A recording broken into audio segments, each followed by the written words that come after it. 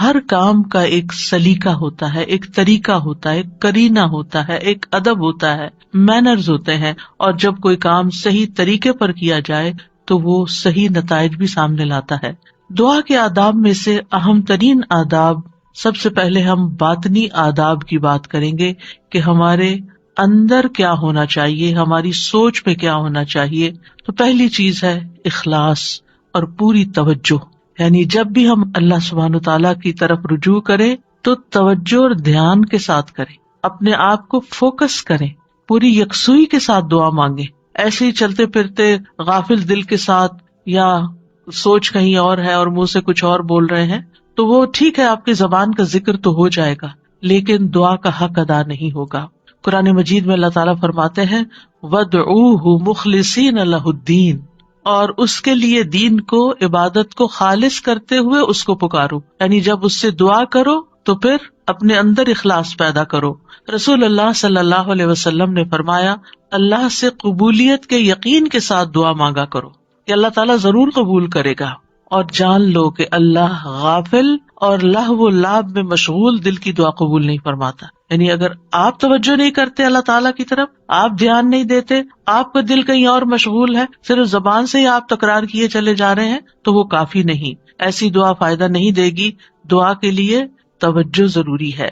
عبد الرحمن بن یزید سے روایت ہے، وہ کہتے ہیں کہ ربیع جمعہ کے دن علقمہ کے پاس آیا کرتے تھے، جب میں وہاں نہ ہوتا تو ان کی طرف پیغام بھیج دیتے۔ تو ایک دفعہ جب وہ آئے، میں وہاں نہ تھا، تو علقمہ مجھ سے ملے، مجھ سے کہا کیا تم نے دیکھا نہیں کہ ربیع کیا بات کہتے ہیں؟ وہ کہتے ہیں کیا تم دیکھتے نہیں کہ لوگ کتنی زیادہ دعائیں کرتے ہیں اور ان کی کتنی کم قبول ہوتی ہیں؟ یہ اس لیے ہوتا ہے کہ اللہ عز و جل خالص دعاؤں کے علاوہ کوئی اور دعا قبول نہیں کرتا۔ یعنی جب تک آپ خالص ہو کے توجہ کے ساتھ دعا نہیں کرتے تو وہ اپنے ہدف تک نہیں پہنچتی، اس کا مقصد پورا نہیں ہوتا، کیونکہ وہ آپ صرف کہہ رہے ہوتے ہیں، مانگ نہیں رہے ہوتے۔ تو آپ کو مانگنا ہے، اور مانگنے کے لیے عاجزی بھی چاہیے، مانگنے کے لیے دل کی تڑپ بھی چاہیے، اور خلوص بھی چاہیے، اور بار بار کی تکرار بھی چاہیے، اور اصرار بھی چاہیے۔ وہ کہتے ہیں کہ میں نے کہا کیا عبداللہ نے بھی یہی نہیں کہا؟ انہوں نے پوچھا کہ عبداللہ نے کیا کہا ہے؟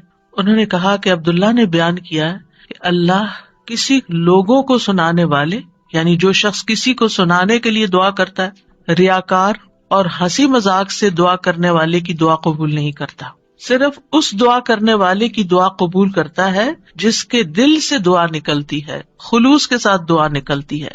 یعنی بعض اوقات ہم دعا مانگ رہے ہوتے ہیں اور ہمارا مقصد نہیں ہوتا دعا کرنا، مقصد ہوتا بس کسی کو سنانا کہ ہم دعا کر رہے ہیں، یعنی وہ ہماری صرف ایک بات ہی ہوتی ہے، دعا نہیں ہوتی، دعائیا انداز میں ایک بات کر رہے ہوتے ہیں۔ تو بات کرنا کچھ اور ہے اور دعا کرنا کچھ اور ہے، اور لوگوں کو سنانا یا لوگوں کو دکھانا، یا جب لوگ سن رہے ہوں تو اس وقت دعائیں کرنا اونچی اونچی آواز میں، اور جب تنہائی میں بیٹھے ہیں، اکیلے ہیں تو کوئی دعا ہی نہیں، یا بہت مختصر سی دعا ہے۔ تو باطنی آداب میں سے کیا ہے کہ جب ہم اکیلے ہوں، تنہائی میں ہوں، پھر ہم اللہ سے کیا باتیں کرتے ہیں، کتنی توجہ کے ساتھ بات کرتے ہیں۔ دوسری بات یہ ہے کہ سچے دل سے دعا کرنا۔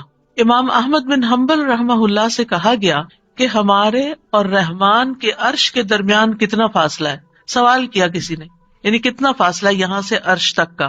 انہوں نے کہا سچے دل سے سچی دعا کرنا، یعنی جب آپ سچے دل سے سچی دعا کرتے ہیں تو آپ کی دعا عرش تک جا پہنچتی، رب العالمین تک پہنچ جاتی ہے، بس اتنا ہی فاصلہ ہے۔ انی قریب، اللہ تعالیٰ قریب ہے، دور نہیں ہے، اسی لیے وہ سنتا ہے ہماری۔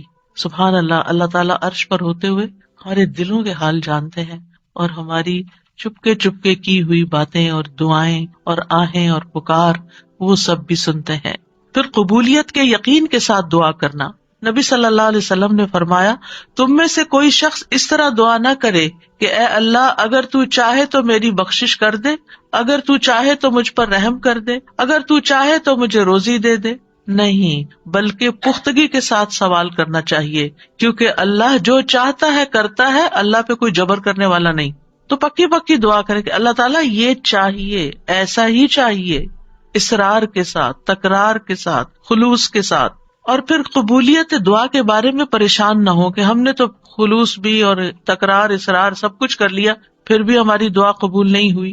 عمر بن خطاب کہتے ہیں میں دعا کی قبولیت کے بارے میں پریشان نہیں ہوتا بلکہ میں دعا کے بارے میں پریشان ہوتا ہوں. تو جب تمہارے دل میں دعا مانگنے کا خیال ڈال دیا جاتا ہے کہ مانگو تو دعا کی قبولیت اس کے ساتھ ہی ہوتی ہے، یعنی قبولیت بھی ساتھ ہی آ جاتی ہے. تو اس لیے قبولیت ہو جائے گی اگر تم نے مانگ لیا، اپنا فرض پورا کر لیا. پھر یہ کہ خشوع و خضوع اور عاجزی کے ساتھ دعا کرنی چاہیے، یعنی دل کو حاضر کر کے اللہ سبحانہ تعالیٰ کے سامنے اپنی بندگی کا اظہار کر کے کہ میں کچھ نہیں ہوں، میں بہت کمزور انسان ہوں، میں فقیر ہوں، تو بادشاہ ہے، میرے ہاتھ میں کچھ نہیں، ہر چیز کا مالک تو ہے. جب انسان اس طرح اپنی عاجزی کو ظاہر کر کے دعا کرتا ہے تو بھی دعا قبول ہوتی ہے. ابو موسیٰ اشعری کہتے ہیں ہم ایک سفر میں رسول اللہ صلی اللہ علیہ وسلم کے ساتھ تھے. جب ہم کسی وادی میں اترتے تو لا الہ الا اللہ اور اللہ اکبر کہتے اور ہماری آواز بلند ہو جاتی تو نبی صلی اللہ علیہ وسلم نے فرمایا اے لوگو اپنی جانوں پر رحم کرو، کیونکہ تم کسی بہرے یا غائب کو نہیں پکار رہے، وہ تو تمہارے ساتھ ہی ہے، بے شک وہ سننے والا تم سے بہت قریب ہے، بے شک وہ سننے والا بہت قریب ہے. انہ سمیع قریب تبارک اسمہ وتعالی جدہ، اس کا نام برکتوں والا ہے اور اس کی عظمت بہت ہی بڑی ہے. پھر یہ کہ اپنی بے بسی اور اللہ تعالیٰ کی نعمتوں کا اقرار کرتے ہوئے دعا کرنا. ہمیں زکریا علیہ السلام کے بارے میں پتہ چلتا ہے قرآن مجید سے کہ انہوں نے کہا قال ربی انی وہن العظم منی واشتعل الرأس شیبا ولم اکن بدعائک رب شقیا. اے رب میری ہڈیاں کمزور ہو گئی ہیں، میرا سر بڑھاپے سے بھڑک اٹھا ہے، بال سفید ہو گئے ہیں، اور اے میرے رب میں تجھ سے مانگ کر کبھی نامراد نہیں ہوا. یعنی میرے اینڈ پر کوئی چیز کام نہیں کر رہی لیکن تیرے اینڈ پہ سب کچھ کام کرتا ہے، لہذا میں ابھی بھی مایوس نہیں ہوں. دعا میں جب کچھ چیزیں جمع ہو جاتی ہیں تو پھر دعا قبولیت کا درجہ پاتی ہے، جس میں اللہ تعالیٰ کی بارگاہ میں اپنی کمزوری، اپنی محتاجگی، اپنی عاجزی کا اظہار کرنا، عاجزی اور انکساری، لاچاری اور بے بسی، پھر ساتھ ساتھ اللہ کی تعریف بھی کرنا. یعنی ایک طرف اپنی کمزوری کا ذکر کرنا، اللہ میں تو گناہ گار ہوں اور تو بخشنے والا ہے، اللہ میں تو اپنی جان پہ ظلم کرنے والا ہوں اور تو ہم پر مہربان ہے. یعنی ایک طرف اپنی کمزوری کا اظہار اور دوسری طرف اللہ کی رحمت اور اللہ تعالیٰ کی بہترین صفات کا اقرار، وہ ساتھ ساتھ چلے. پھر اس کی نعمتوں کا اقرار کہ اللہ تو نے مجھے یہ بھی نعمت دی میرے مانگے بغیر، تو نے مجھے یہ بھی عطا کر دیا میرے مانگے بغیر، تو مجھے یہ بھی عطا کر دے. یعنی پھر اپنی حاجت رکھے. یعنی اس سے دعا کے اندر ایک خوبصورتی پیدا ہو جاتی ہے. یعنی مانگنے والے کا جو انداز ہوتا ہے اس پر بھی بہت ڈپینڈ کرتا ہے. اب دیکھیں ایک شخص آپ کے پاس آتا ہے اور روڈلی بات کرتا ہے اور اپنی کوئی ضرورت بتاتا ہے، آپ کیا کریں گے؟ ٹھہر جاؤ، کرتے ہیں تو ہماری خبر لیتے ہیں. آپ شاید کر بھی لیں کچھ اس کے لیے لیکن اس محبت سے نہیں. ایک شخص آتا ہے، وہ بڑی محبت سے آپ سے بات کرتا ہے، آپ کے احسانات کا ذکر کرتا ہے، آپ کی کوئی تعریف کر دیتا ہے اور اس کے بعد اپنی کوئی ضرورت رکھتا ہے تو آپ اپنی وسعت سے بڑھ کے بھی شاید اس کی مدد کرتے. تو جب بندے اور بندے کے بیچ میں یہ معاملہ ہے تو جو اصل بادشاہ ہے اس کا کتنا حق بنتا ہے کہ ہم اس کی نعمتوں کا اقرار کریں، اس کی تعریف کریں اور سچے دل سے اس کی حمد و ثنا بیان کریں. اور پھر خاص طور پر یہ کہ انسان اپنے گناہوں کا اعتراف کرے کہ یا اللہ میں گناہ گار ہوں. ایک تو ہوتا ہے نا جو اوپر اوپر سے ہم کہتے رہتے ہیں ہم تو بڑے گناہ گار ہیں، وہ والا گناہ گار نہیں، جو اصلی والا اپنے کسی گناہ کو یاد کر لیں، یا اللہ مجھ سے یہ بھی زیادتی ہوئی ہے، میرے منہ سے یہ لفظ نکل گئے تھے، فلاں شخص کو میں نے ہرٹ کر دیا تھا، یا اللہ میری نماز لیٹ ہو گئی تھی، مجھے قرآن بھی صحیح نہیں پڑھنا آتا، میں نے پتہ نہیں اور کون سی غلطیاں کی ہیں جو مجھ سے زیادہ تو جانتا ہے، میں تو کر کے بھی بھول چکی ہوں لیکن تو معاف کرنے والا ہے. حضرت سلیمان علیہ السلام نے کیا کیا تھا؟ رب اغفر لی وہب لی ملکا لا ينبغی لأحد من بعدی، اے میرے رب مجھے بخش دے. پہلے اپنی بخشش مانگی، گناہوں کا اعتراف کیا اور پھر اس کے بعد مجھے ایسی بادشاہت عطا کر جو میرے بعد کسی اور کے لیے نہ ہو. تو یہ اقرار بڑا ضروری ہے. فاعترفت بذنبی، اللہ میں اپنے گناہوں کا اعتراف کرتا ہوں. اور پھر آپ دیکھیے گڑ گڑا کے دعا مانگنی چاہیے، تضرعا وخفیہ. سورۃ الاعراف میں آتا ہے ادعوا ربکم تضرعا وخفیہ انہ لا يحب المعتدین. اپنے رب کو گڑ گڑا کے اور خفیہ خفیہ چپ کے پکارو، بے شک وہ حد سے بڑھنے والوں سے محبت نہیں کرتا. یعنی حد سے بڑھنا کیا ہے کہ بہت چیخ چلا کے دعا کرنا، یا پھر یہ کہ انسان وہ چیزیں مانگنے لگے کہ جو اس کو زیب نہیں دیتی، تضرع جو ہوتا ہے اس میں رونا بھی شامل ہوتا ہے، اپنی عاجزی اور انکساری کا اظہار بھی ہوتا ہے، اور اصرار بھی ہوتا ہے. تضرع گڑ گڑانے کے معنوں میں یہ ساری چیزیں شامل ہیں. یعنی انسان اس طرح اپنے آپ کو اپنے رب کے سامنے بے بس پیش کرے اور اس کے الفاظ ایسے ہوں کہ اس کے اندر سے دل کی ساری خرابیاں نکل جائیں. یعنی آئی ایم نتھنگ، اے اللہ میں کچھ نہیں ہوں. اینڈ یو مین اٹ، کہ واقعی انسان سمجھے کہ میں بہت کمزور ہوں، غلطیوں کا پتلا ہوں، لیکن پھر بھی میں تیرے در پہ آیا ہوں. تو بادشاہ ہے، تو مجھے خالی ہاتھ نہیں لوٹائے گا، میری تجھ سے ہی امیدیں ہیں ساری. آپ دیکھیے نبی صلی اللہ علیہ وسلم سے بڑھ کر کون عبادت گزار تھا؟ سب سے زیادہ عبادت تو نبی صلی اللہ علیہ وسلم نے کی، لیکن بدر کے دن ان کا اللہ تعالیٰ کے آگے رونا اور گڑ گڑانا اور پھر اپنے ہاتھوں کو اٹھا اٹھا کے دعا کرنا وہ ہم سب جانتے ہیں. صحیح مسلم میں آتا ہے غزوہ بدر کے موقع پر اللہ کے نبی صلی اللہ علیہ وسلم قبلہ رخ ہوئے، پھر دعا کے لیے اپنے ہاتھوں کو اٹھایا اور اپنے رب سے گڑ گڑا کے دعا مانگنا شروع کی. اللہم انجز لی ما وعدتنی، اللہم آتی ما وعدتنی، اللہم ان تہلک ہذہ العصابۃ من اہل الاسلام لا تعبد فی الارض. اے اللہ میرے لیے اپنے کیے ہوئے وعدے کو پورا فرما، اے اللہ اپنے وعدے کے مطابق معاملہ فرما. اے اللہ اگر اہل اسلام کی یہ جماعت ہلاک ہو گئی تو زمین پر تیری عبادت نہ کی جائے گی. اور یہ صرف ایک دفعہ جملہ نہیں انہوں نے بولا، بار بار یہی کہتے تھے اللہ اپنے وعدوں کو پورا کر دے، اللہ اپنے وعدے پورے کر دے. آپ صلی اللہ علیہ وسلم برابر اپنے رب سے اپنے ہاتھ دراز کیے ہوئے، ہاتھ اٹھا کے قبلے کی طرف منہ کر کے دعا مانگتے رہے، یہاں تک کہ آپ کی چادر آپ کے شانے سے گر پڑی. یعنی کندھے پہ جو چادر اڑی تھی وہ نیچے گر گئی، یعنی اتنا ہاتھ اٹھایا کہ وہ چادر بھی گر گئی. بس ابو بکر رضی اللہ عنہ آپ کی طرف آئے، آپ کی چادر کو اٹھایا، اسے آپ کے کندھے پہ ڈالا، پھر آپ کے پیچھے سے آپ کو لپٹ گئے اور عرض کیا اللہ کے نبی آپ کی اپنے رب سے دعا کافی ہو چکی، ان قریب وہ آپ سے کیے ہوئے اپنے وعدے کو پورا فرمائے گا. اگر ہم سے کسی نے وعدہ کیا ہو کہ میں تمہارا یہ کام کر دوں گا، اگر ہم سے اللہ نے وعدہ کیا ہو کوئی کہ یہ ہو جائے گا، تو پھر اس کے بعد ہماری دعائیں کتنی ہوگی؟ ہم تو دعا ہی نہیں کریں گے، ہم کہیں گے وہ تو آلریڈی کانٹریکٹ ہو چکا ہے، وعدہ ہو چکا ہے، اب تو ہو ہی جائے گا نا، بس ہو ہی جائے گا، اب کیا فکر، اب ٹکٹ لے لی ہے، ویزا لگ گیا ہے، اب تو عمرے پہ جانا پکا ہو گیا ہے، ہو ہی جائے گا. نہیں، یہ ٹکٹ اور ویزا نہیں لے کے جاتا آپ کو، یہ اللہ کا اذن، اللہ کی طرف سے رحمت، اللہ کی طرف سے عنایت آپ کو لے کے جاتی ہے. اور جب تک آپ اس کے گھر تک پہنچ نہیں جاتے مسلسل دعا کرتے رہیں، مانگ مانگ کے اللہ سے نیکیوں کے موقع لیتے رہیں. کسی بھی موقع پر کوئی بھی نیکی کا کام کرنا ہو، اب مثلا نماز پڑھنے جا رہے ہیں آپ، تو آپ اللہ تعالیٰ سے دعا کریں، اللہ تعالیٰ نماز تو پڑھنے جا رہی ہوں، خوشبو آپ نے ڈالنا ہے، میرا دل آپ نے لگانا ہے، میرے لیے اس نماز کو آنکھوں کی ٹھنڈک آپ نے بنانا ہے، اس نماز میں میری محبت آپ نے ڈالنی ہے. کیونکہ نیکی کے کام بھی فار گرانٹیڈ نہ لیا کریں، یہاں ہو جائیں گے، بس یہ تو فرض ہے نا، ادا کر لیں گے، وضو کر لیا نا، جانماز بچھی ہوئی، کیا مشکل ہے، میں چلی جاؤں گی. نہیں، وہاں تک جانے کی توفیق بھی اللہ دیتا ہے، اور اچھا سا کام کرنے کی توفیق بھی اللہ تعالیٰ ہی دیتا ہے. اس لیے اس سے مانگتے رہے، چھوٹی چھوٹی چیزیں، یعنی جو بھی کام کرتے رہے. کھانا پکانے جا رہے ہیں تو دعا کریں یا اللہ بہت اچھا سا بن جائے. کوئی بھی کام، کسی سے کوئی ڈیل کرنے جا رہے ہیں، بازار جا رہے ہیں، کچھ خرید رہے ہیں، کچھ بھی کر رہے ہیں، تو دل دل میں اللہ تعالیٰ کو پکارتے رہیں، اللہ تعالیٰ سے کنیکشن ڈیولپ کریں، اللہ تعالیٰ سے راز و نیاز کیا کریں، اللہ تعالیٰ کو اپنے دل کے قریب محسوس کیا کریں. قریب مجیب، وہ قریب بھی ہے، جواب بھی دیتا ہے، دعائیں قبول کرتا ہے. اور پھر چپ کے یہ جو دعاؤں کی قسمیں جو میں نے ذکر کی ہیں ابھی، یہ ساری خفیہ دعائیں، دل دل میں، دائیں بائیں کسی کو نہیں پتا آپ کیا کر رہے ہیں، لیکن مانگتے چلے جائیں.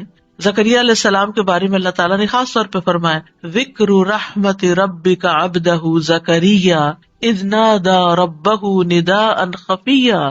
یہ آپ کے رب کی اس رحمت کا ذکر ہے جو اس نے اپنے بندے زکریا پر کی جب اس نے اپنے رب کو چپ کے پکارا، چپ کے کسی کو نہیں پتا کیا مانگ رہے ہیں. اللہ تعالیٰ نے قرآن میں کھول دیا کیا مانگا، کیسے مانگا، سب کچھ ہمیں بتا دیا، وہ اپنے رب کو بتا رہے تھے. تو انسان کو چاہیے کہ پوشیدہ دعائیں بھی کرے، کیونکہ اللہ تعالیٰ کو یہ پسند ہے. اللہ سے وہی انسان تنہائی اور علیحدگی میں سرگوشی کرتا ہے جس کو یہ یقین ہو کہ اللہ تعالیٰ اس کے بہت قریب ہے. حسن بن ابی حسن کہتے ہیں کہ ہم نے اپنے زمانے میں ایسے لوگ پائے جو اپنے نیک اعمال میں سے جس عمل کو مخفی رکھنے پر قدرت رکھتے اس کو اتنا مخفی رکھتے کہ کسی کو پتہ نہیں چلتا تھا، چھپا چھپا کے عمل کیا کرتے تھے. اور دعا بھی اس میں سے ایک ہے، یعنی آپ دعا کریں چپ کے چھپا چھپا کے، صرف اپنے رب کے ساتھ شیئر کریں. آپ دیکھیں آپ اپنے سیکریٹس کس کے ساتھ شیئر کرتے ہیں؟ جس سے آپ کو سب سے زیادہ محبت ہوتی ہے، جو آپ کے سب سے زیادہ قریب ہوتا ہے، صرف فزیکلی نہیں، جو آپ کے دل کے قریب ہوتا ہے. تو اللہ سے بڑھ کر ہمارے دل کے قریب کون ہو سکتا ہے؟ اور اللہ سے بڑھ کر ہمیں محبت کس سے ہونی چاہیے؟ سب سے زیادہ محبت بھی اسی سے، اور سب سے زیادہ قربت کا احساس بھی اسی کے ساتھ، اور پھر سب سے زیادہ راز و نیاز بھی اسی کے ساتھ، مناجات بھی اسی کے ساتھ. تو جب انسان چپ کے دعا کرتا ہے تو اس کے بہت سے فائدے ہوتے ہیں. ایک تو انسان کے ایمان میں اضافہ ہوتا ہے کہ اللہ تعالیٰ خفیہ دعا سنتا ہے. دوسرا یہ ہے کہ اللہ سبحانہ تعالیٰ رب کائنات ہے، بادشاہ ہے. کسی بادشاہ کے دربار میں جا کے آپ کیسے بات کرتے ہیں؟ کس ٹون کے ساتھ، کتنا لاؤڈ؟ کبھی کسی کو دیکھا کہ کسی ڈگنیٹری کے پاس جا کے چیخ چلا کے بات کر رہا ہو؟ اللہ سبحانہ تعالیٰ کے سامنے تو ہمارا ادب اور احترام اور بھی زیادہ ہونا چاہیے. یعنی اللہ سے محبت کا مطلب یہ نہیں کہ ہم پھر اللہ تعالیٰ سے ایسے باتیں کریں جیسے کسی بچے سے باتیں کر رہے ہیں، جیسے اپنے بچوں سے لاڈ کر رہے تھے، ایسے تھوڑی. ادب، احترام. پھر آپ دیکھیے کہ جب انسان چپ کے اور ادب احترام کے ساتھ بات کرتا ہے تو اس میں اخلاص بھی زیادہ ممکن ہوتا ہے. تو یہ چند آداب تھے، باطنی آداب. اب ظاہری آداب. ظاہری آداب میں آپ دعا تو کبھی بھی کہیں بھی مانگ سکتے ہیں، وضو ہو یا نہ ہو. لیکن اگر آپ کی کوئی خاص دعا ہے، کوئی خاص حاجت ہے، کوئی خاص بات ہے، تو پھر آپ باوضو ہو کے، پاک صاف ہو کے اللہ تعالیٰ کی حضور فارملی بیٹھ کے نماز پڑھ کے پھر خاص طرح دعا کریں. یعنی یہ مستحب عمل ہے، فرض نہیں ہے، لازم نہیں ہے. کیونکہ آپ دیکھیے کہ جب انسان باوضو ہوتا ہے نا تو اس کی کیفیت اور ہوتی ہے. تو اس اچھی کیفیت کے ساتھ آپ جب مانگتے ہیں تو قبولیت کے زیادہ امکانات ہوتے ہیں. لیکن اگر کوئی وضو نہ کر سکے کوئی حرج نہیں. ابو عامر رضی اللہ عنہ جب شہید ہوئے تو ابو موسیٰ اشعری رضی اللہ عنہ نے آ کر نبی صلی اللہ علیہ وسلم کو خبر دی اور کہا کہ ابو عامر نے کہا تھا کہ آپ صلی اللہ علیہ وسلم کے پاس جا کر کہنا کہ میرے لیے استغفار کریں. تو اب وہ شہید ہو چکے ہیں. آپ نے پانی طلب کیا، وضو فرمایا، پھر اپنے ہاتھ اٹھا کر دعا کی، اے اللہ ابو عامر کی مغفرت فرما. کیا ہمیں اگر کوئی دعا کے لیے کہتا ہے، ہم نے بھی کبھی ایسا اہتمام کیا؟ پھر ہم اپنی اور رسول اللہ صلی اللہ علیہ وسلم کی امت کے لیے جو خیر خواہی ہے اس کا فرق دیکھ لیں کہ کوئی اگر ہمیں کہتا ہے کہ ہمارے لیے دعا کر دیں تو ہم اس کو الٹا بوجھ سمجھ لیتے ہیں. اور اس حدیث سے یہ بھی پتہ چلتا ہے کہ کسی کو اپنی بخشش کی دعا کے لیے کہنے میں کوئی حرج نہیں، اور خاص طور پر اپنے قریبی دوستوں اور اپنے بچوں کو یہ وصیت بھی کرنی چاہیے کہ خصوصاً مرنے کے بعد ہماری بخشش کی دعا ضرور کریں. سب سے بہترین تحفہ جو ہم کسی میت کو بھیج سکتے ہیں وہ اس کے لیے دل سے کی ہوئی بخشش کی دعا ہے. آج کل تو بس ایک رواج چل پڑا ہے کہ کوئی فوت ہوتا ہے گروپ میں ڈال دیتے ہیں اور سارے اٹھا کے کٹ پیسٹ کر کے دعائیں پیسٹ کرتے جاتے ہیں اور فارغ ہو جاتے ہیں، اور بیٹھ کے آرام سے سکون سے توجہ سے دعا نہیں کرتے کہ جانے والے کو اس وقت پتہ نہیں کیسی ضرورت ہوگی ہماری دعا کی. تو ہمارے خلوص کا یہ تقاضا ہے کہ ہم اپنے پیاروں کے لیے بہت اہتمام کے ساتھ دعا کریں کہ ہم دنیا میں ہوں یا نہ ہوں، اور خصوصاً جب والدین چلے جائیں دنیا سے تو وہ اور زیادہ ہماری دعاؤں کے محتاج ہو جاتے ہیں. پھر اسی طرح دعا کرتے وقت قبلہ رخ ہو جانا افضل ہے، یہ بھی مستحب ہے. نہ ہو کوئی بات نہیں، کسی بھی جگہ کسی بھی طرف رخ کر کے آپ دعا کر سکتے ہیں. نبی صلی اللہ علیہ وسلم نے ایک جمعہ کے دن بارش کی دعا مانگی تھی. اس وقت آپ کا چہرہ مشرق کی طرف تھا، قبلے کی طرف نہیں، کیونکہ آپ جمعے کا خطبہ دے رہے تھے. تو جمعے کے خطبے میں پھر اپوزٹ ڈائریکشن پہ انسان کھڑا ہوتا ہے، تو آپ نے دیر اینڈ دین دعا مانگ لی. لیکن اوور آل آپ دیکھیے کہ جب آپ عبادت کے وقت قبلہ رخ ہو کے بیٹھتے ہیں تو اس سے ایک پازیٹیو انرجی آپ کے اندر سے آتی ہے، آپ کو ایک فیلنگ آتی ہے، آپ کا فوکس بڑھ جاتا ہے. قبلہ ہے بھی کس لیے؟ ایک فوکس کے لیے نا، آرگنائز کرنے کے لیے نمازوں کو، کہ پوری دنیا کے جو نمازی ہیں وہ ایک ہی طرف رخ رکھے. اور اسی لیے آپ دیکھیں کہ جب ہم حرم شریف جاتے ہیں، کعبہ کے پاس جاتے ہیں، تو کتنی پازیٹیو انرجی لے کر آتے ہیں. ہماری سوچیں، ہمارے خیال، ہمیں سارے غم بھول جاتے ہیں، ساری پریشانیاں دور ہو جاتی ہیں، اور ایک اور خاص طرح کی انرجی ہمارے اندر آ جاتی ہے. تو اس لیے بہتر ہے کہ قبلے کی طرف منہ کر لیں، نہیں ہے تو کوئی بات نہیں. علی بن ابی طالب سے روایت ہے، ایک مرتبہ ہم رسول اللہ صلی اللہ علیہ وسلم کے ساتھ سفر پر روانہ ہوئے. جب ہم ہرہ میں اس سیراب کی ہوئی زمین پر پہنچے جو سعد بن ابی وقاص کی ملکیت میں تھی، تو رسول اللہ صلی اللہ علیہ وسلم نے فرمایا میرے لیے وضو کا پانی لاؤ۔ جب نبی صلی اللہ علیہ وسلم وضو کر چکے تو قبلہ رخ ہو کر کھڑے ہو گئے، اللہ اکبر کہہ کے فرمایا، اے اللہ، ابراہیم جو تیرے بندے اور تیرے خلیل تھے، انہوں نے اہل مکہ کے لیے برکت کی دعا کی تھی، اور میں محمد تیرا بندہ اور تیرا رسول ہوں صلی اللہ علیہ وسلم، میں تجھ سے اہل مدینہ کے حق میں دعا مانگتا ہوں کہ اہل مدینہ کے مد اور سا میں اہل مکہ کی نسبت دگنی برکت عطا فرما دے۔ مد اور سا پیمانے ہیں جن سے ناپ کے تول کی چیزیں دی جاتی تھی، اسکیلز ہیں۔ تو کس طرح نبی صلی اللہ علیہ وسلم نے اہتمام کے ساتھ دعا مانگی، اور ابراہیم علیہ السلام کی پریکٹس کو سامنے رکھتے ہوئے اس کا ایک طرح سے واسطہ دیتے ہوئے کہ آپ نے ان کی دعا بھی سنی تھی، مدینہ والوں کے لیے میری دعا سنیں، اور آپ اس برکت کو محسوس کرتے ہیں جب آپ وہاں جاتے ہیں۔ یہاں اس حدیث سے کیا پتہ چلتا ہے کہ آپ نے دعا کے لیے وضو بھی کیا اور دعا کے لیے قبلہ رخ بھی ہوئے، یعنی دونوں کام کی توجہ اور فوکس، اور ایک ادب کے تقاضے کے تحت۔ ضروری نہیں کہ ہر وقت کیا جائے، لیکن کیونکہ اس وقت آپ نے نماز نہیں پڑھائی کوئی، خالی دعا کے لیے آپ نے یہ اہتمام کیا۔ پھر اسی طرح یہ کہ ہاتھ پھیلا کے، ہاتھ اٹھا کے دعا کرنی چاہیے۔ رسول اللہ صلی اللہ علیہ وسلم نے فرمایا، بے شک تمہارا رب تبارک و تعالی بڑی شرم والا اور بڑے کرم والا ہے، اس کو اس بات سے شرم آتی ہے کہ اس کا کوئی بندہ اس کے آگے ہاتھ پھیلائے اور وہ ان کو خالی لوٹا دے، یعنی آپ ہاتھ کرتے آگے تو خالی نہیں لوٹاتا، وہ آپ کو عطا کرتا ہے۔ اچھا، بعض لوگ تو کیا کرتے ہیں، ایسے مٹھیاں بند کر کے ایک مٹھی کے نیچے دوسرا ہاتھ، اتفاق سے نظر پڑ جاتی ہے، کچھ لوگ نماز کے بعد ایسے بیٹھے ہوتے ہیں اور دعا کر رہے ہوتے ہیں، کچھ لوگ تو یہ ہے کہ ہاتھ اٹھاتے ہیں تو بس اس طرح ڈھیلے ڈھالے سے چھوڑ دیتے ہیں۔ تو کم از کم اتنے تو اٹھائیں کہ آپ کی بازو کو محسوس ہو کہ آپ کے ہاتھ اٹھے ہوئے ہیں، اور اوپر تو آپ جتنا چاہیں پھر لے جائیں۔ پھر اسی طرح ایک اور روایت میں ہے، رسول اللہ صلی اللہ علیہ وسلم نے فرمایا، جب تم اللہ سے سوال کرو تو اپنے ہاتھوں کی ہتھیلیوں کے ساتھ مانگا کرو، ہاتھ پھیلایا کرو، ہاتھوں کی پشت سے نہیں مانگو، الٹے ہاتھ سے نہیں دعا کرنی کہ آپ کے ہاتھ نیچے کی طرف ہوں، یعنی ہتھیلی اندر ہو، جیسے کوئی چیز کسی سے مانگتے ہیں یہ لیتے ہیں، ایسے لینے والے انداز میں۔ پھر اسی طرح حمد و ثنا اور درود پڑھ کر دعا کرنی چاہیے۔ دعا مانگنے سے پہلے اللہ تعالیٰ کی خوب حمد و ثنا، تعریف، اور اللہ تعالیٰ کی تسبیح اور اللہ تعالیٰ کی بڑائی بیان کرنی چاہیے، اور اللہ تعالیٰ کے اچھے اچھے ناموں کا واسطہ دے کر اللہ سے دعا کرنی چاہیے۔ پھر نبی صلی اللہ علیہ وسلم پر درود بھیج کر اللہ تعالیٰ سے سوال کرنا چاہیے۔ ابن مسعود کہتے ہیں، جب کوئی آدمی اللہ سے سوال کرنے کا ارادہ کرے تو پہلے وہ اللہ کی ایسی حمد و ثنا بیان کرے جو اس کے لائق ہے، پھر نبی صلی اللہ علیہ وسلم پر درود بھیجے، اس کے بعد دعا کرے۔ اس طرح ممکن ہے کہ وہ کامیاب ہو جائے، یعنی اپنی مطلوبہ چیز پا لے۔ پھر اسی طرح یہ ہے کہ جامع دعائیں کرنی چاہیے، کمپریہنسو۔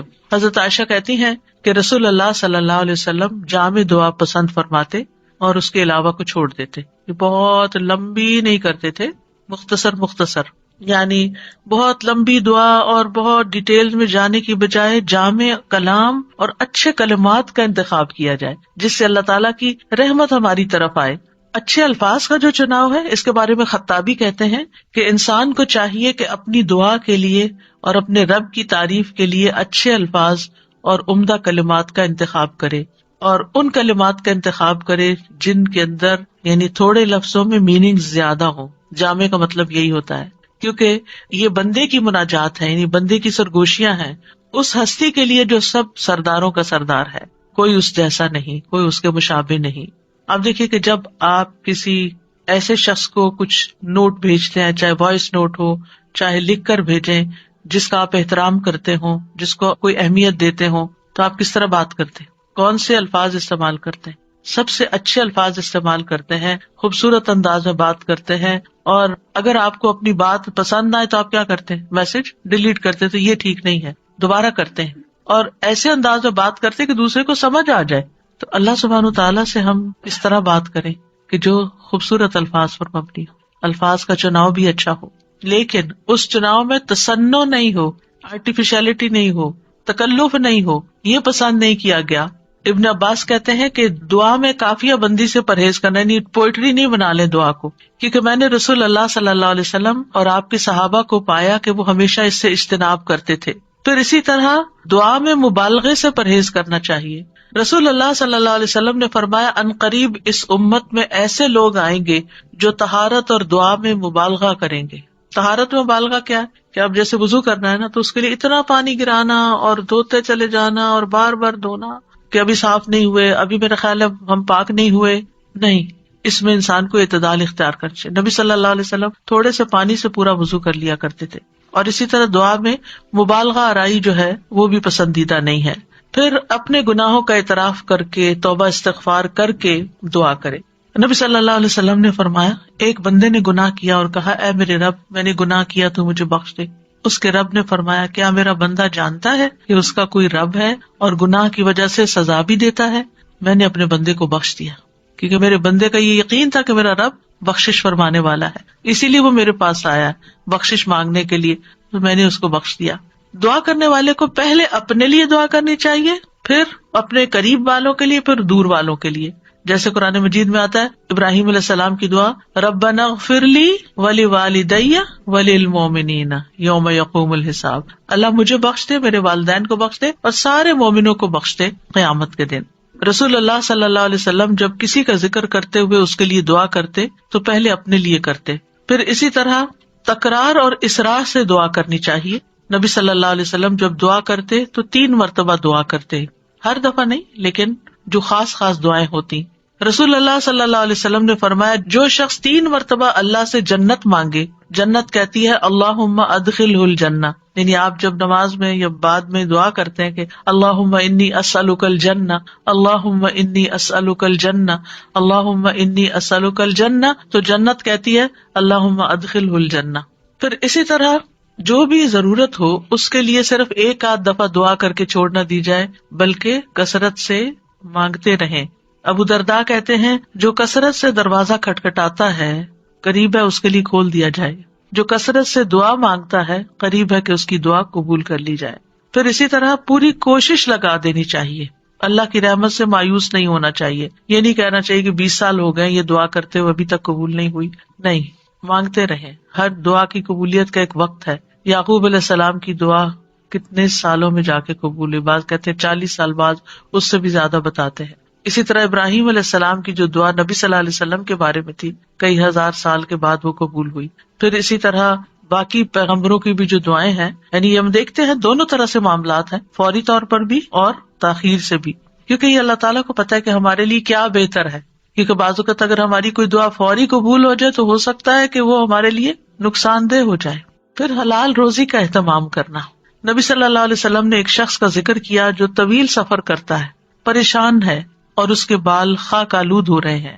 وہ اپنے ہاتھ آسمان کی طرف پھیلا کر کہتا ہے اے رب اے رب, حالانکہ اس کا کھانا حرام, اس کا پینا حرام, اس کا پہننا سب حرام چیزوں سے ہے, اسے حرام ہی سے خوراک دی گئی, پھر اس کی دعا کیسے قبول ہو؟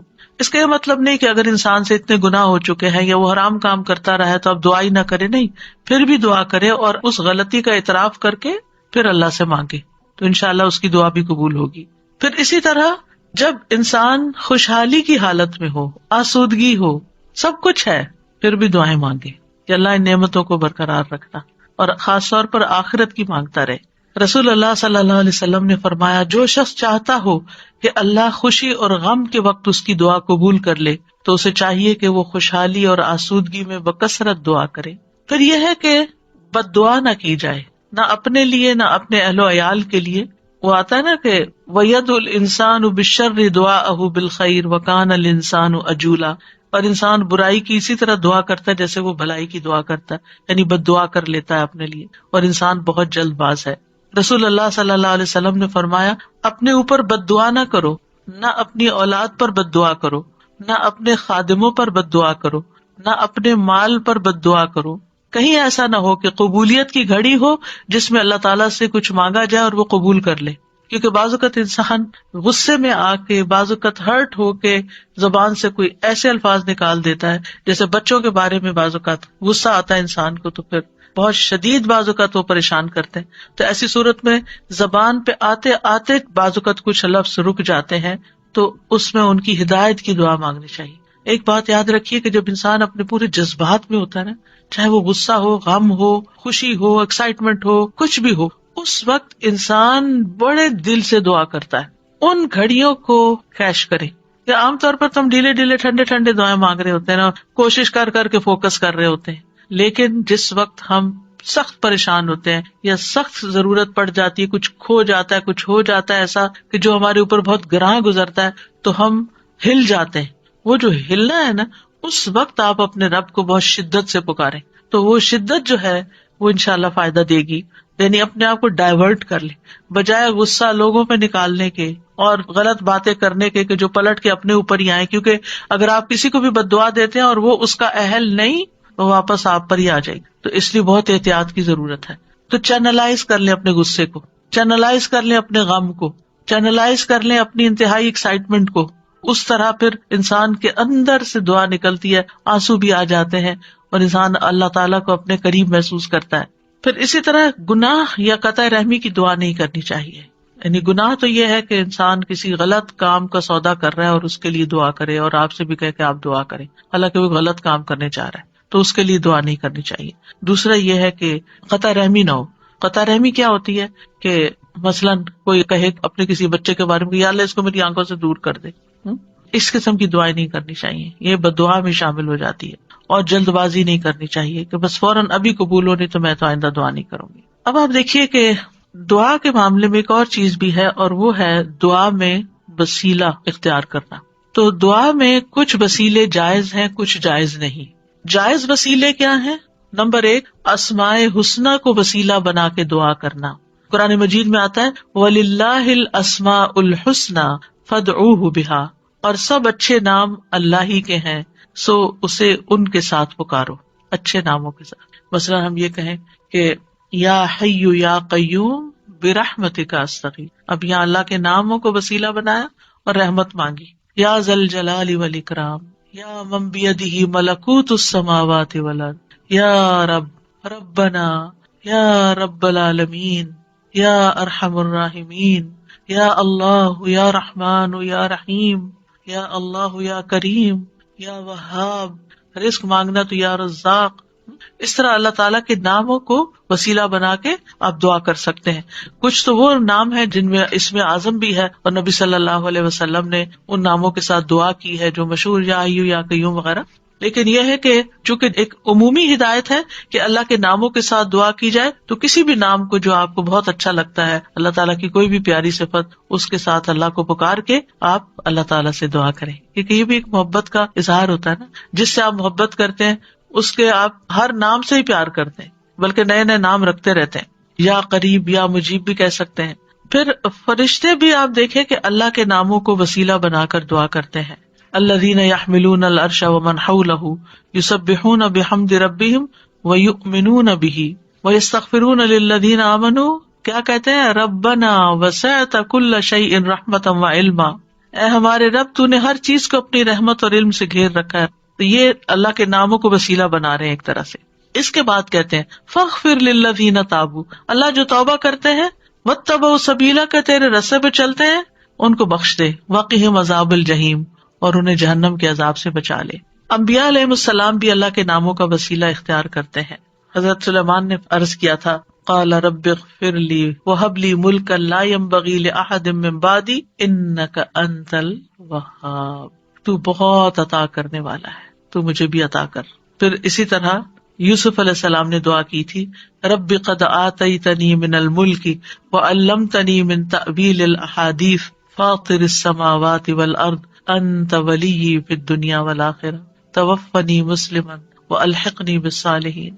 تو یہاں پر فاطر السماوات والارض، یہ اللہ تعالیٰ کے نام لیا گیا ہے. نبی صلی اللہ علیہ وسلم کو بھی جب کوئی مشکل پیش آتی تو آپ فرماتے یا حی یا قیوم برحمتک استغیث. اور یہ قبولیت کے اسباب میں سے ہے اللہ کے ناموں کے ساتھ دعا کرنا جو ہے. رسول اللہ صلی اللہ علیہ وسلم مسجد میں داخل ہوئے تو دیکھا گیا کہ ایک شخص نے اپنی نماز پوری کر لی اور تشہد میں بیٹھا ہے اور کہہ رہا ہے اللہم انی اسألک یا اللہ الاحد الصمد الذی لم یلد ولم یولد ولم یکن لہ کفوا احد ان تغفر لی ذنوبی انک انت الغفور الرحیم. آپ صلی اللہ علیہ وسلم نے 3 بار فرمایا اس کو بخش دیا گیا ہے.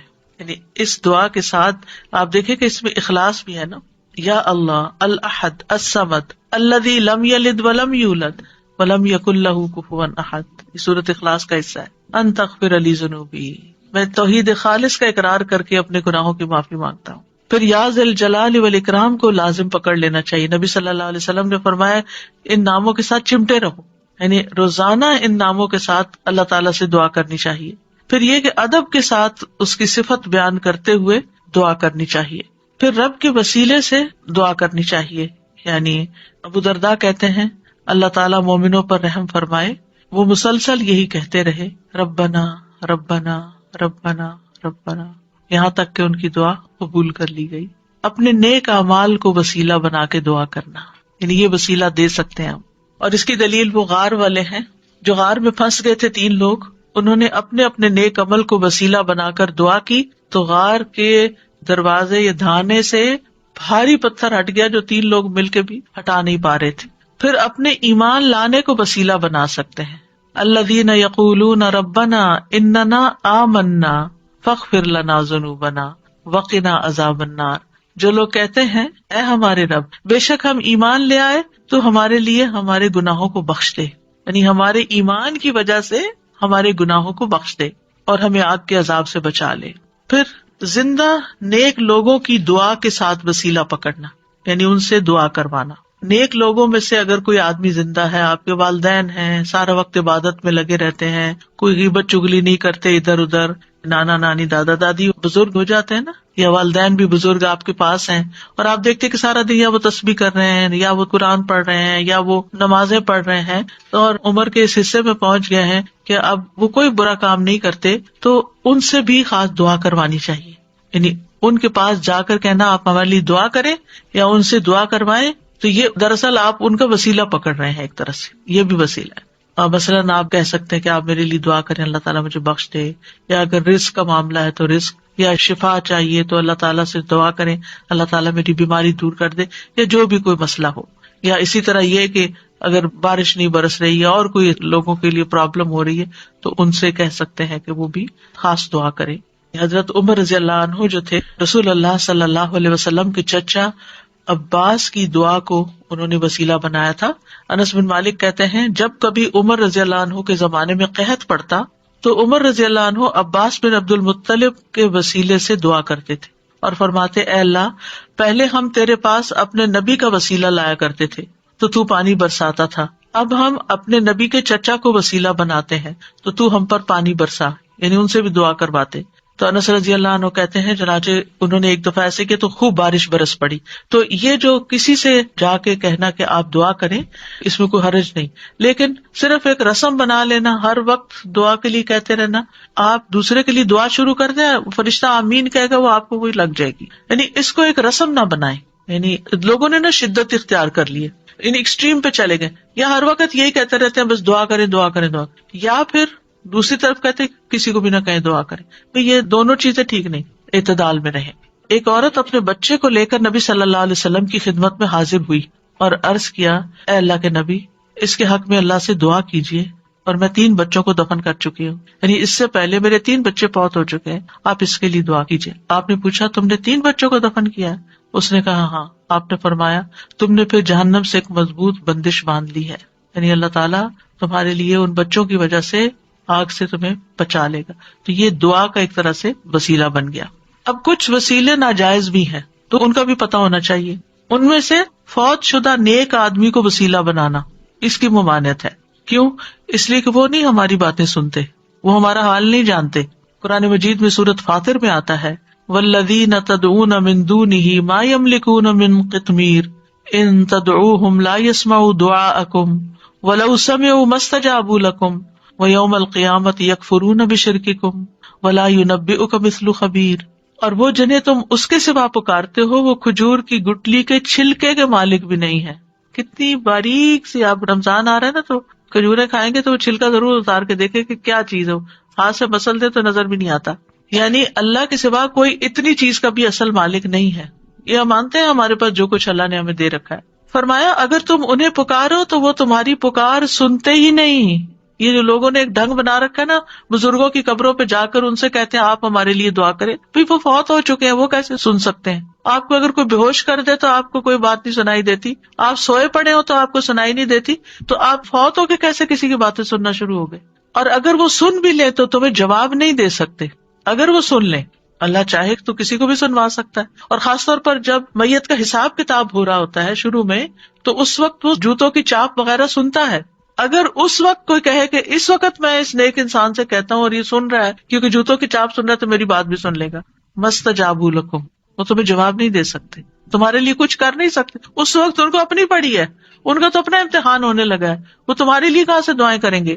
اور قیامت کے دن تمہارے اس شرک کا انکار کر دیں گے، اور آپ کو خوب خبر رکھنے والے اللہ کی مانند کوئی بھی خبر نہیں دے سکتا۔ یہ اللہ تعالیٰ نے آپ کو بتایا ہے کہ یہ ممکن نہیں کہ مردے سے آپ جا کے کہو کہ آپ ہمارے لیے دعا کریں۔ اچھا، بعض لوگ کہتے ہیں وہ شہید ہوتے ہیں، تو شہید وہ ہوتے ہیں اور مردہ نہیں کہتے اس کو، لیکن ان کا بھی تعلق ہماری دنیا سے نہیں ہے، وہ اپنی جنتوں میں ہے۔ قرآن مجید میں ایسے لوگوں کی مذمت کی گئی ہے جو اپنے اور رب کے بیچ میں غیر اللہ کو وسیلہ بناتے ہیں۔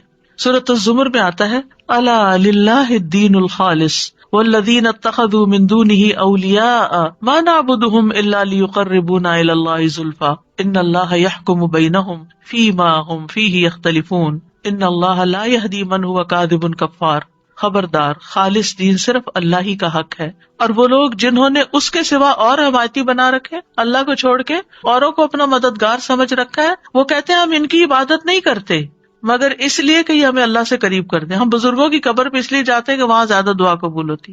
یہ کہاں سے پتا چلا آپ کو؟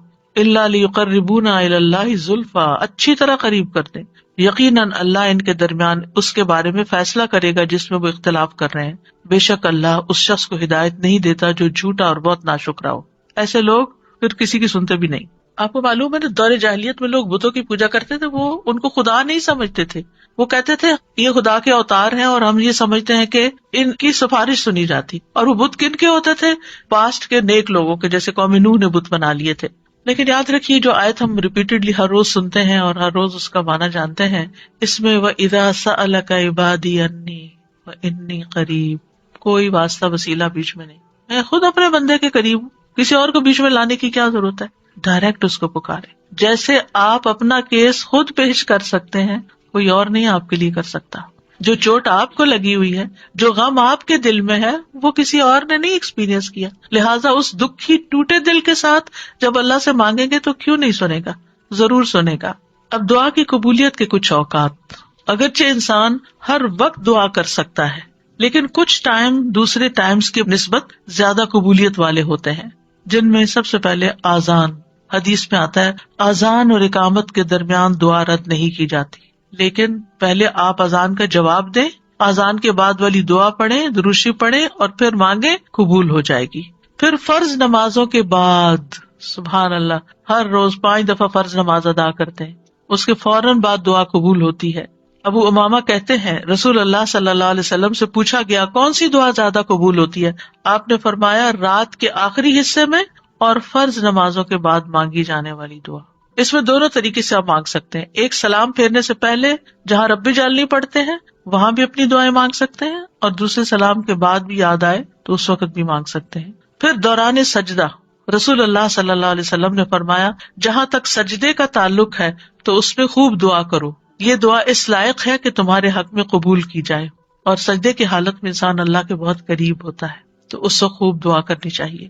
کئی لوگوں کا سوال ہوتا ہے کہ کیا اس میں قرآنی دعا کر سکتے ہیں؟ جی، ایز اے دعا آپ کر رہے ہیں تو قرآن کے الفاظ بھی ہو تو پڑھ سکتے ہیں، ہاں تلاوت نہیں کر سکتے لیکن دعا کر سکتے ہیں، مسنون دعائیں بھی کر سکتے ہیں، اپنی زبان میں نہیں باتیں کر سکتے وہاں، الا یہ کہ آپ نماز کے بعد کسی وقت دل چاہے اور آپ سجدے میں پڑھ کے اپنے دل کی باتیں کریں۔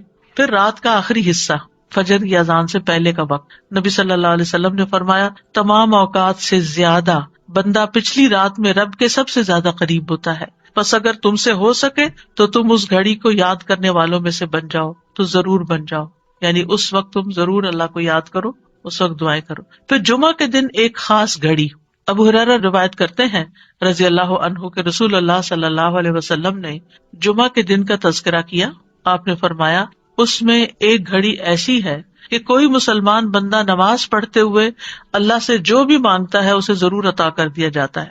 اب یہ کون سی گھڑی ہے؟ اس کے بارے میں ایک تو یہ اوپینین ہے کہ دن کا کوئی بھی حصہ ہو سکتا ہے. دوسرا یہ ہے کہ امام جب خطبے کے لیے ممبر پر آ جاتا ہے. پھر ایک یہ کہ عصر کے بعد سے لے کے مغرب کے بیچ میں آتی ہے. پھر لیلۃ القدر میں دعا کرنا.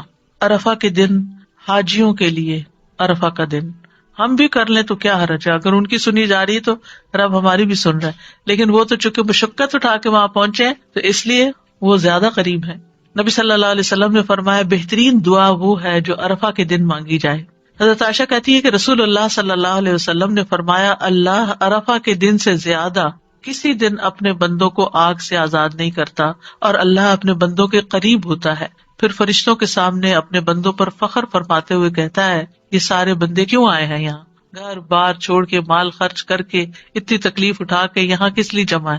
تو ہم سب جانتے ہیں کہ آج کیوں کرتے ہیں کہ اللہ تعالیٰ ہمیں بخش دے اور ہم سے راضی ہو جائے اور ہمارا فرض بھی ادا ہو جائے. پھر اسی طرح بارش کے وقت کی دعا، یعنی جب بارش ہو رہی ہے اور آپ لوگ بڑے خوش قسمت ہیں کہ یہاں اکثر بارش ہوتی رہتی ہے، برف بھی پڑتی ہے، تو اس وقت پریشان ہونے کی بجائے دعا کرنا شروع کر دیا کریں. آپ ڈرائیونگ کر رہے ہیں، بارش برسنا شروع ہو گئی، دعائیں شروع کر دیں. پھر مصیبت کے وقت، جیسے پہلے بھی میں نے عرض کیا نا کہ جب انسان جذبات کی پیک پہ ہوتا ہے تو اس وقت اس کے الفاظ اور ہی طرح کے ہوتے ہیں. رسول اللہ صلی اللہ علیہ وسلم نے فرمایا اگر مسلمان پر کوئی مصیبت آئے اور وہ اللہ کے حکم کے مطابق کہے انا للہ و انا الیہ راجعون اللہم اجرنی فی مصیبتی واخلف لی خیرا منہا، اے اللہ مجھے میری مصیبت میں اجر دے اور میرے لیے اس کا بہترین نعم البدل عطا فرما، تو اللہ اس کو اس سے بہتر عطا فرماتے ہیں. اور جب بھی دل پہ غم کی گھٹا چھائے کسی بھی تکلیف کی وجہ سے، دیر اینڈ دین یہی دعا کیا کرے اللہم اجرنی فی مصیبتی واخلف لی خیرا منہا، اللہ اس مصیبت پر تو مجھے اجر دے اور اس سے بہتر نعم البدل عطا کر دے. پھر اسی طرح زمزم پیتے وقت رسول اللہ صلی اللہ علیہ وسلم نے فرمایا زمزم کا پانی اس مقصد کے لیے ہے جس کے لیے وہ پیا جائے. پھر تلاوت قرآن کے بعد کی دعا. پھر مرغ کی آواز سنتے وقت، کیونکہ اس وقت وہ فرشتے کو دیکھ رہا ہوتا ہے. پھر مریض اور میت کے پاس رسول اللہ صلی اللہ علیہ وسلم نے فرمایا جب تم مریض یا میت کے پاس جاؤ تو اچھی بات کہا کرو، کیونکہ فرشتے تمہاری بات پر آمین کہیں گے، یعنی اس وقت دعائیں کرنی چاہیے. ام سلمہ کہتی ہیں کہ رسول اللہ صلی اللہ علیہ وسلم ابو سلمہ جو ان کے ہسبینڈ تھے ان کی میت پر تشریف لائے. ان کی آنکھیں کھلی رہ گئی تھی، آپ نے انہیں بند کیا اور فرمایا جب روح قبض ہو جاتی ہے تو آنکھیں اس کا پیچھا کرتی ہیں، یعنی روح جب لے کے جاتے ہیں فرشتے تو آنکھیں پیچھے پیچھے دیکھتی ہیں. اس کا جسم کا ایک حصہ چلا گیا یعنی اس کی روح چلی گئی تو اس کو کیا کرنا چاہیے، آنکھیں بند کر. اور ویسے بھی آپ دیکھیں اگر باڈی اکڑ جائے اور میت کی آنکھیں کھلی رہ جائے تو بڑا خوفناک سا سین ہو جاتا ہے. اسی دوران گھر کے کچھ لوگ رونے چیخنے لگے تو آپ نے فرمایا اپنے متعلق خیر ہی کی دعا مانگا کرو، رونے کا فائدہ نہیں، اچھی دعا مانگو کیونکہ فرشتے تمہاری دعا پر آمین کہتے ہیں. پھر وہ لوگ جن کی دعائیں قبول ہوتی ہیں ان میں مجاہد فی سبیل اللہ اور حج اور عمرہ کرنے والا. رسول اللہ صلی اللہ علیہ وسلم نے فرمایا اللہ کے راستے میں غازی اور حج کرنے والے اور عمرہ کرنے والے اللہ کے وفد ہیں، ڈیلیگیشنز ہیں اللہ کی طرف جانے والے. اللہ نے انہیں بلایا تو انہوں نے اس دعوت کو قبول کر لیا اور پھر انہوں نے اللہ سے مانگا تو اللہ نے ان کو عطا کر دیا. پھر مظلوم، مسافر اور والد کی دعا. نبی صلی اللہ علیہ وسلم نے فرمایا 3 قسم کے لوگوں کی دعائیں قبول ہوتی ہیں اور ان کی قبولیت میں کوئی شک و شبہ نہیں. نمبر 1 مظلوم کی دعا، اس میں مثال ہے نوح علیہ السلام کی. مسافر کی دعا، اس میں مثال ہے موسیٰ علیہ السلام کی. اور والد کی اپنی اولاد کے لیے دعا، ابراہیم علیہ السلام کی. اسی طرح اولاد جو اپنے والدین کے لیے دعا کرتی ہے. نبی صلی اللہ علیہ وسلم نے فرمایا جنت میں آدمی کا درجہ بلند کر دیا جاتا ہے تو وہ کہتا ہے کہ یہ کیسے ہوا؟ کہا جاتا ہے تمہاری اولاد کے تمہارے حق میں استغفار کے سبب، تمہاری اولاد تمہارے لیے دعائیں کر رہی تھی اس لیے تمہیں اپ گریڈ کر دیا گیا. پھر اسی طرح کسی کی غیر موجودگی میں اس کے لیے دعا کرنا، یعنی منہ پہ تو لوگ دعائیں دے ہی دیتے ہیں لیکن جب آپ سامنے ہی نہیں ہے، آپ کو خبر ہی نہیں ہے تو آپ کے لیے کوئی دعا کر رہا ہے، وہ بہت ویلیوبل دعا ہے. پھر روزے دار کی دعا جب تک کہ وہ افطار نہ کر لے. پھر اللہ کا کثرت سے ذکر کرنے والا اور عادل حکمران. پھر وضو اور اللہ کا ذکر کر کے سونے والا، اس کی دعا. وہ شخص جو رات کو آنکھ کھلنے پر یہ دعا پڑھے، اس کے کارڈ بھی چھپے ہوئے ہیں، لا الہ الا اللہ وحدہ لا شریک لہ لہ الملک ولہ الحمد وہو علی کل شیء قدیر الحمد للہ وسبحان اللہ ولا الہ الا اللہ واللہ اکبر ولا حول ولا قوۃ الا باللہ ثم قال، پھر کہے اللہم اغفر لی، اے اللہ مجھے بخش دے. یا پھر کوئی اور دعا مانگے تو وہ بھی قبول ہوگی. پھر اگر وہ وضو کرے اور نماز پڑھے تو اس کی نماز قبول ہو جائے گی. پھر وہ لوگ ہیں جن کی دعا قبول نہیں ہوتی. قرآن مجید میں آتا ہے فدعوا وما دعاء الکافرین الا فی ضلال. فدعوا، تم دعا کرو، اور کافروں کی دعا تو اکارت ہی ہے، کیونکہ وہ اللہ سے تھوڑی مانگتے ہیں. کوئی جیزس سے مانگ رہا ہے اور کوئی بتوں سے مانگ رہا ہے اور کوئی کسی سے. اللہ کے لیے تو مخلص ہو کے اخلاص کے ساتھ دعا کرتے ہی نہیں ہے. اور اخلاص والی دعا کیا ہے؟ جو ہر شرک سے پاک ہو. پھر جو لوگ نیکی کا حکم نہ دیں اور برائی سے نہ روکیں، ان کی دعائیں قبول نہیں ہوتی. عائشہ رضی اللہ تعالیٰ عنہ کہتی ہیں ایک مرتبہ رسول اللہ صلی اللہ علیہ وسلم میرے پاس تشریف لائے تو مجھے آپ کے چہرے سے محسوس ہوا کہ آپ کی طبیعت میں کچھ گھٹن ہے. آپ نے وضو کیا اور کوئی بات کیے بغیر واپس چلے گئے. میں نے حجروں سے قریب ہو کر سنا تو آپ فرما رہے تھے، اے لوگو، بے شک اللہ عز و جل فرماتا ہے کہ نیکی کا حکم دیا کرو اور برائی سے روکا کرو، اس سے پہلے کہ تم مجھے پکارو اور میں تمہاری دعائیں قبول نہ کروں. تم مجھ سے سوال کرو اور میں تمہیں کچھ عطا نہ کروں، تم مجھ سے مانگو اور میں تمہیں نہ دوں. پھر اسی طرح ناسمجھ کو مال یا اختیار دینے والے کی دعا. قرآن مجید میں آتا ہے وَلَا تُؤْتُوا السُّفَهَاءَ أَمْوَالَكُمْ، یعنی بے وقوفوں کو اپنے مال مت دو، یعنی جن میں ان کو مینج کرنے کی صلاحیت نہیں ہے، نہ تجربہ کار لوگ، ان کو نہیں دو، پیسے ضائع کر دیں گے. تو بہرحال یہ کچھ آداب تھے، اور اس کے ساتھ ہی یہ کہ کون سے لوگ ہیں جن کی دعائیں قبول ہوتی ہیں، کون سے اوقات ہیں، کون سی جگہ ہیں. اور آخر میں یہ کہوں گی کہ ہمیں اللہ تعالیٰ سے کثرت سے دعا کرنی چاہیے، اس سے مانگتے رہنا چاہیے، کیونکہ ہم محتاج ہیں. دوسروں سے کہنے کی بجائے خود اللہ تعالیٰ سے زیادہ دعائیں کریں. دعا میں عاجزی اور افتقار ہونا چاہیے، اصرار ہونا چاہیے. اور پھر قبولیت کے اسباب اختیار کریں، یعنی جگہیں، ٹائم، یعنی کس قسم کی مناسبت ہے اس سے. تو اللہ تعالیٰ سے دعا ہے کہ وہ ہمیں دعا کرنا سکھا دے اور ایسی دعائیں کرنے کی توفیق دے جو ہمارے لیے قبولیت کا باعث ہوں. ہم اصرار سے مانگتے ہیں اللہ تعالیٰ سے، بار بار وہی بات چیت کرتے ہیں اور ضد بھی کرتے ہیں، لیکن ہمیں نہیں پتا کہ وہ چیز ہمارے لیے صحیح ہے کہ نہیں، ہم مانگتے رہیں تو اللہ تعالیٰ اس کے بدلے کیا کیا دے گا. کل کے لیکچر میں ہم نے پڑھا تھا کہ بعض اوقات آپ اصرار کر رہے ہیں، اللہ کو پتا یہ نہیں آپ کے لیے ٹھیک، لیکن چونکہ آپ دعا کر رہے ہیں، آپ عبادت کی حالت میں، آپ کو مناجات کی لذت مل رہی ہے، آپ کے بوجھ اتر رہے ہیں، آپ کے گناہ معاف ہو رہے ہیں. یعنی بعض اوقات دعا نہیں قبول ہوتی لیکن اس کے بدلے گناہ معاف ہو جاتے ہیں. بعض اوقات کوئی آنے والی مصیبت ٹال دی جاتی ہے، تو بعض اوقات اللہ تعالیٰ اس سے بہتر کوئی اور چیز آپ کو دے دیتا ہے. سو مینی ویز آف قبولیت دعا. السلام علیکم استاذہ جی. یہ جیسے زندگی میں بہت ناراضگیاں ہیں، ہسبینڈ سے لڑائی ہو گئی اور ہسبینڈ کی اچانک ڈیتھ ہو گئی، تو پہلے تو اتنا لڑی ہوئی تھی کہ چھوڑ کے چلی گئی وہ، اور پھر پیر پکڑ کے معافیاں مانگی بعد میں. تو مطلب یہ کہ بعد میں معافی، وہ پتہ نہیں ہسبینڈ نے معاف کیا یا نہیں، وہ تو جا چکے تھے. وہ کہتی ہیں کیا میری معافی ہو گئی ہوگی؟ ہسبینڈ کے لیے بھی کثرت سے دعا کریں اور اپنی بخشش کے لیے بھی کریں. اللہ معاف کرنے والا ہے. اللہ تعالیٰ کو وہ بندہ جو گناہ کرنے کے بعد پلٹ آتا ہے وہ بہت پسند ہے. ایک اور، جیسے جب ہم نماز پڑھ رہے ہوتے ہیں تو ایسے اللہ تعالیٰ کی بڑائی بیان کرتے ہیں، جیسے سبحان اللہ و بحمدہ عدد، تو وہ ہم درود شریف اس کے بعد پڑھیں اللہ کی بڑائی بیان کر کے. نماز کے اندر درود شریف اینڈ میں اتحیات کے بعد ہے، اس وقت ہوگا، اور اس کے بعد دعائیں ہوں گی. دعائیں رب جلنی جو پڑھتے ہیں وہ درود شریف کے بعد ہی پڑھتے ہیں نا. جی جی، یہ کہہ کے بھی پڑھ سکتے ہیں نا، یا بدیع السماوات یا حیو یا قیوم انی اسالک، یہ بھی کہہ کے اسٹارٹ کر کے پڑھ سکتے ہیں. بالکل. جزاک اللہ.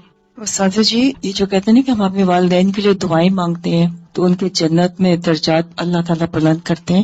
الحمدللہ ہم سب کی یہی ہوتا ہے کہ ہمارے ماں باپ اللہ کی رحمت سے وہاں ہو، نہ ہو تو پھر کہاں کیا ہوتا ہے، مطلب نکل آئیں گے جہاں کسی اور مشکل میں ہے تو ان کی پھر لگتی ہے. ایمان کے ساتھ تو امید ہے نا یہی. نہیں، انشاءاللہ امید تو بالکل سب کو یہی ہوتی ہے کہ وہاں ہے، لیکن یہ کہ اگر کہیں اللہ نہ کرے کہ کہیں اور بھی ہیں یا ان کا حساب سخت ہو رہا ہے یا کوئی اور ایسی مسئلہ آ گیا ان کو، تو اس سے نکل آئیں گے دعاؤں کی بدولت. آپ نے دیکھا ہوگا کئی لوگ خواب میں آتے ہیں اور خواب میں آ کے کہتے ہیں ہمارے لیے دعا کرو یا ہمارے لیے صدقہ کرو، یا اپنی کوئی پریشانی بتاتے ہیں، یا آپ ان کو برے حال میں دیکھتے ہیں تو پھر آپ ان کے لیے صدقہ اور دعا وغیرہ کرتے ہیں. تو میں کہیں پڑھ رہی تھی کہ کسی کے اوپر قرض تھا اور اس نے خواب میں اپنے بیٹے کو بتایا کہ میرے پیسے فلاں جگہ رکھے ہیں، اس سے قرضہ ادا کر دو. تو یہ اللہ کی مدد ہی ہوتی ہے. تو اچھے حال میں بھی انسان دیکھتا ہے, اچھے حال میں بھی دیکھتا ہے تو انشاءاللہ اچھے ہوں گے. لیکن یہ غیب کے معاملات ہیں جن کا ہمیں بہت کم علم دیا کوئی گیا, گارنٹی نہیں کہہ سکتا. کسی کی بھی نہیں.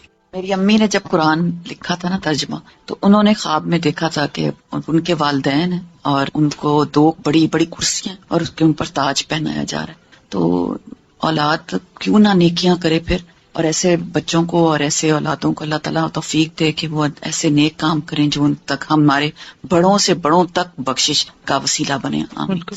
بلکہ ایک ٹپ دوں گی, رمضان میں جو بھی صدقہ خیرات کریں اس میں ساتھ اپنے والدین کو بھی شامل کر لیں. استاد آپ نے شروع میں بتایا کہ ہم کسی کے لیے دعا مانگتے ہیں تو اس میں بس ہم ایک سرسری لفظ یوز کر دیتے ہیں, تو جب کوئی اچھا کام کرتا ہے یا بچے بھی کوئی بھی تو ہم اس وقت کہہ دیتے ہیں دعا, تو اس وقت کہہ سکتے اس طرح اٹس اوکے, یا اس وقت ہم کوئی خاص ادب کے ساتھ مانگیں؟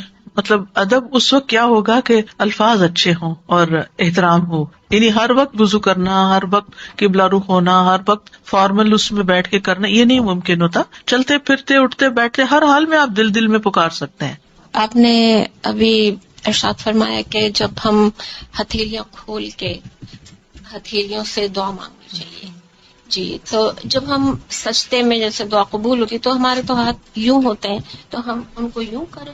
نہیں, سجدے میں ہمیں نہیں پھیرنا. سجدے میں تو پوزیشن ہے نا سجدے کی, وہ تو آپ سجدہ کر رہے ہیں. جی اور اس میں دعا آ گئی. رائٹ. لیکن جب آپ دعا مانگ رہے ہیں تو اس وقت دعا کی پوزیشن میں آ جائیں گے, یعنی سجدے کے علاوہ جب دعا مانگ رہے ہیں. اور روزے پہ کہتے ہیں نبی صلی اللہ علیہ وسلم کہ وہ خود ہمارے سلام کا جواب دیتے ہیں. جی ہاں, تو ان کو وہاں ہمارا سلام پہنچایا جاتا ہے. پہنچایا جاتا جی ہے. ہاں. تو وہاں ہم نہیں ان کو وسیلہ بنا کے دعا مانگ سکتے. یہ کسی صحابی نے نہیں بنایا. اچھا. دیکھیں جب حضرت عمر نبی صلی اللہ علیہ وسلم کی وفات کے بعد دعا کروانے گئے تھے تو حضرت عباس کے پاس گئے تھے, قبر پہ نہیں آئے تھے. ٹھیک ہے, اوکے. سبحانک اللہم و بحمدک, اشہد ان لا الہ الا انت, استغفرک و اتوب الیک. السلام علیکم و رحمۃ اللہ وبرکاتہ.